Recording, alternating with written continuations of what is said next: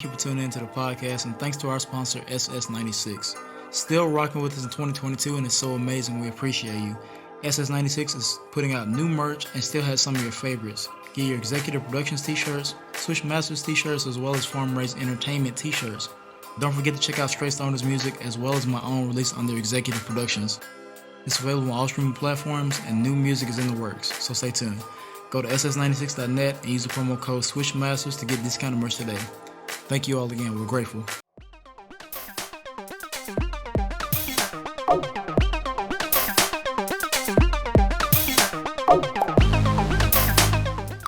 You came up with a scenario earlier, man. I did. Yeah, what was up? What's up with that? So, tell the people. Scrolling through my social media, Bleacher Report hit me with another one. They said, who you got? Which NBA 75 snub makes your all-time team? Dwight Howard, Klay Thompson, Manu Ginobili, Tracy McGrady, Vince Carter. You got to pick one of these five to make your all-time team. These all got snubbed from the 75 anniversary team. Mm-hmm. So cute. All right, so tell me one time. So we got Dwight Howard, Klay Thompson, Manu Ginobili, Tracy McGrady, and Vince Carter. Let me see if I can pull up something. I love Team Mac, and I love Vince. I love all these guys. I love them, man. I love all those players. I think about like the reason I'm going to eliminate Vince is because unfortunately he doesn't have a chip. He doesn't have an MVP or anything like that. So I gotta eliminate him. I love T Mac for his icon status in the NBA, what he's done. Player who Kobe Bryant say he's a player who was the toughest playing against. Respect for T Mac, man. But the reason I include him because when he did get a chip, he wasn't really a role, right? He does have a ring, right? The Spurs. They didn't win that year. McGrady does not have a ring. Dang. Okay, I thought they won. So he wasn't on the team when they won. Okay, that's unfortunate. Even if he did, he didn't play much of a role. So yeah, he was at the end of his career. Yeah. So no, that's why I'm gonna eliminate him. The other reason I'm leaving the other three in there is because they at least have a chip. Manu definitely does. Manu has 4. Dwight has a chip. Yeah, Dwight does have a chip now with the Lakers, and he actually played a role for what they were doing. And I'm missing somebody. Klay Thompson. Oh yeah, Klay, of course, and Klay. So, that's tough. I'm gonna go with Dwight. The only reason why, just the accolades. That's it. Just the accolades are more than Manu and Klay. Now, if Klay hadn't been injured and kept playing, I probably went with Klay because he probably had more accolades by now. But Dwight Howard was the defensive player of the year, and he was at least an MVP candidate. Actually, yeah, I got Dwight's some of his biggest accolades. All right, what's up? His 8-year prime, he averaged 2.5 blocks. Yeah. He averaged during his 8-year prime 20 and 14 with 2.5 blocks. He finished top 5 in MVP voting 4 times. He has a ring with the Lakers. 3-time Defensive Player of the Year. 10th in career rebounds. 13th in career blocks. Not to mention his All-NBA and All-NBA defensive teams. That sounds like a top 75 player to me. But let's take a look at who you didn't exactly highlight. Manu. I mean, no disrespect to Manu. Love Manu. Manu Ginobili is the winningest NBA player in the league with a career percentage of 70%. Okay. Ginobili is the only one to break the 700 barrier with a regular season record of 421 and 167, and a playoff record of 74 and 43. Amazingly, more than 1 out of every 10 games that Ginobili has played has been a playoff victory. No NBA player that has played in at least 500 regular season games has lost fewer than 200, except for Ginobili, who has just lost 167. 4 chips. I think he has a couple All-Stars and an All-NBA somewhere in there. 6 Man of the Year as well. Right, yeah. This is my thing with that.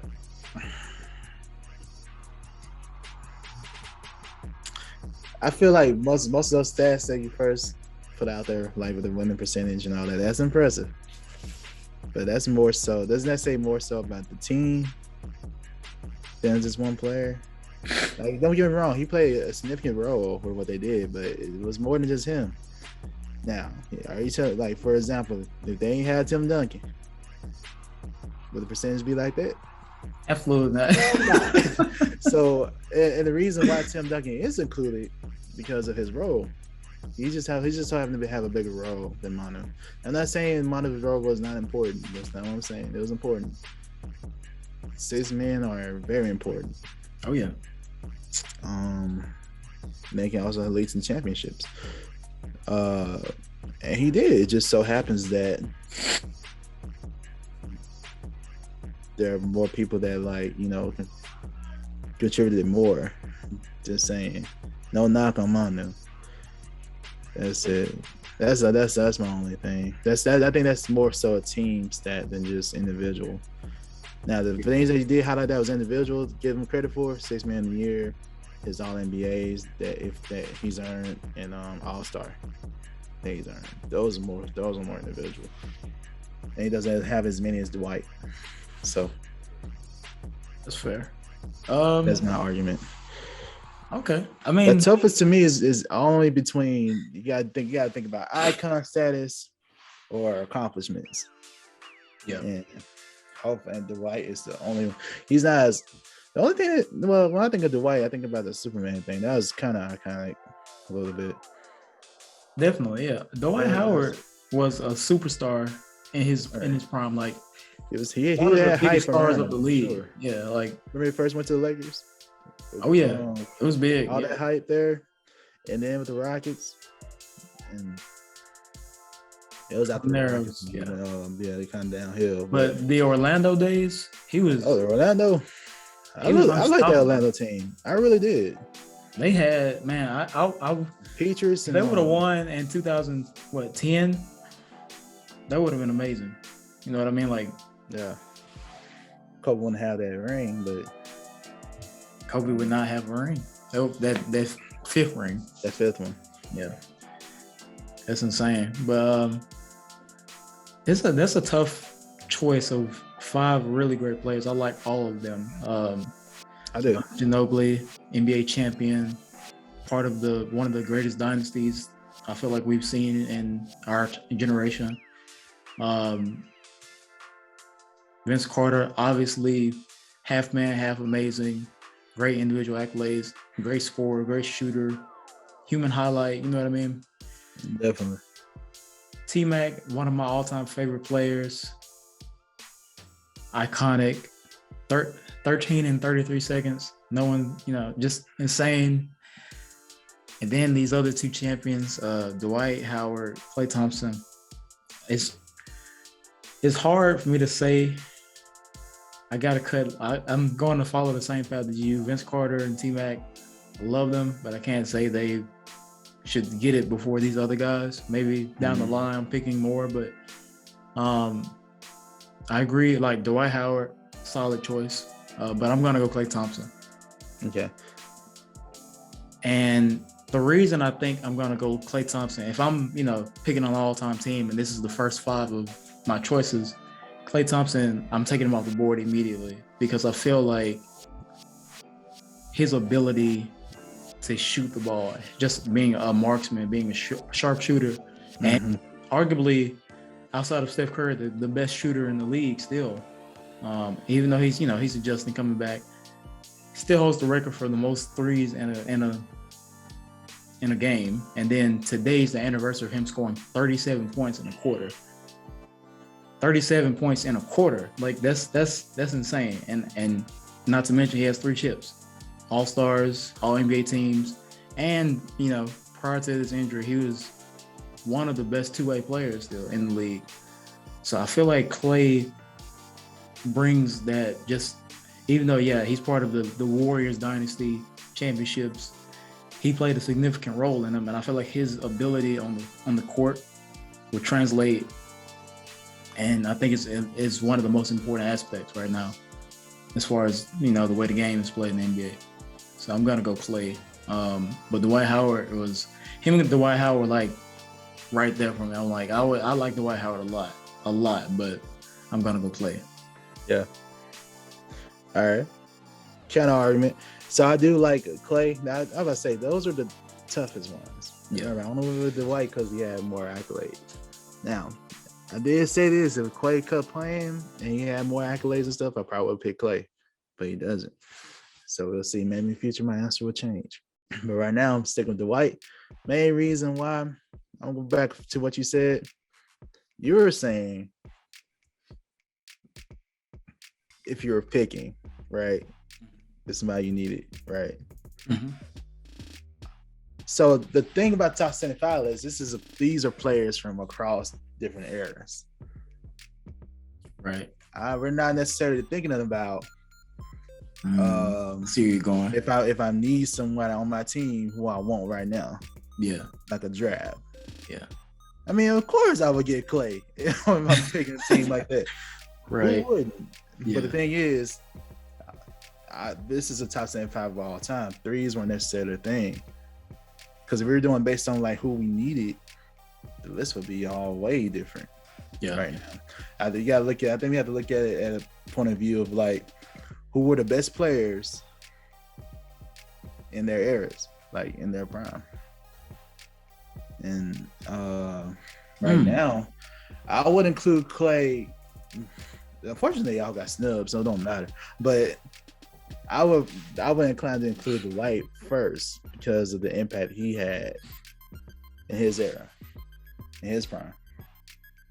Now we're in an age now where shooting is very, very important. Yep. It's a shooting era right now. So that just started a couple years ago. Compared to Dwight's prime, that was lasted, like you said, about 8 years. You still had Kobe dominating the league, dominating LeBron. And to be a player to still dominate when you still had LeBron in the league in his prime and Kobe who was still balling. I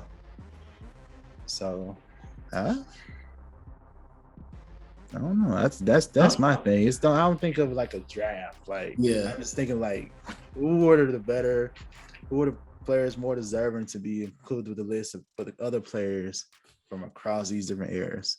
Because all these players on the list are not great shooters. Yeah. Because that wasn't the game. And the fact of the matter is Dwight is definitely one of the best centers that play the game. I agree. So I think that's a solid perspective to look at it from, like the way they impacted the game overall, as during their like peak time. Yeah, right. I say Steph had a better impact on shooting than Klay has. To me, Steph is the one that kind of revolutionized the league with the shooting. Yeah, compared to Klay. Yeah, I guess that's fair. Yeah, I agree with that. Now, I'm not saying he's not important today. Of course, he's a part of it. Right. They're the Splash Brothers for a reason. But y'all know Steph is the one with the. I mean, that makes sense, but I look at it this way. Okay. Dwight Howard, obviously, like you said, one of the all-time great centers. Yeah. And was able to dominate in an era with Kobe, LeBron, D Wade, Garnett, and the Celtics back in the day. But he dominated regular season, and the other guys went on that I just named, all won championships either against him or during the time where he was in his prime. So it's not to say that he didn't have an impact, because we all know how much of a beast he was. Okay. But even his peak form, he never. And I sometimes it's unfair to measure success by championships, but he never got a championship. Whereas Klay Thompson in his prime, and Klay Thompson during his his time in the league thus far, he's won 3. Whereas Dwight didn't. During those 8 years, he didn't get a championship. He got close, but when he was the man taking him to the league, taking him to the championship or in the playoffs, he didn't deliver a championship. Okay, I agree with that logic too. So I do agree with that. That is one good point that Klay has over him. Klay's role was bigger when he won the championship than compared to Dwight's when he won. Right. I give you that one. But unfortunately, Klay has been snubbed on some All-NBA teams. Yes. Dwight I don't have the list in front of me, but I'm for sure certain he has more than Klay Thompson right now. He has at least 7 or 8, I'm sure. So I'm just saying this, and that's more individual. Right. I only did the rings thing just to show that who deserves to be in the conversation. So once that's out the way, then I look at individual. Yeah. So the one thing I do give you credit for is that, he played a bigger role when he won his chip. But my counter argument to that, Dwight has more individual, because these are players, not teams. One of the greatest teams of all time, 739 Warriors team. Yeah, that included Klay and Steph and Dre. So but player-wise, my argument is that Dwight has more individual accolades in his prime so far. Now, like I said before, my answer can change. If Klay had been playing, I firmly believe he'll have more all NBA teams or more all defensive teams if he hadn't been playing. But unfortunately, he hasn't. Now my answer can change as he continues to ball out and get better. Oh yeah. So that's my argument. So you're still sticking with your pick, though? I'm gonna stick with him. Okay. I still think that I think that his impact still, even if he doesn't have the accolades for it, his impact on his team and just the ability to win was just a little bit. It puts him just ahead, like not much, because like I said, we both have the same respect for Dwight Howard. I love the era of him and Jameer Nelson's pick and roll, and then just block after block. There was no way anyone was scoring on Dwight Howard back in the day. But I feel like Klay Thompson just has a nudge over him when it comes to the ability to help his team win. That's the only thing. Like the individual accolades, I get it. I feel like Klay would have a lot more All-Star selections and NBA team selections, but he's been out 2 years. He's just now getting back. Mm-hmm. So fair. Yeah. He's still young too. He is. That's he may be in 10 or 11 years now. So give him some time. I'm sure he'll get there. But dang, I had a thought. Don't you hate when that happens? You have a thought and it slips your mind. Okay, it came back to me. So Klay definitely had more impact in today's game than Dwight Howard. Today's game relies on shooting, and of course, I definitely do believe Klay would have a bigger impact in today's game. But you gotta admit, Dwight had impact back in that era. Yeah, for sure. He for sure had impact. That's my counter thing too. So you stick with yours, I'm sticking with mine. Swishes, you can settle it. Who you going with? You probably go with somebody totally different. Let us know who you going with to make this list. Unfortunately, all of them got snubbed though, so we'll see him on the. It's unfortunate. Everyone can't be picked at the same time. Next one. I guess it have to be. Just have to wait 25 more years before they do another list. NBA 100 list. Top 100. Man, we'll be Man, okay. I mean, I ain't gonna speak on that. Fair enough, but yeah, I guess whenever they do the next list, I'm sure they'll be on it. I'm sure they'll be on it for the next list. Absolutely.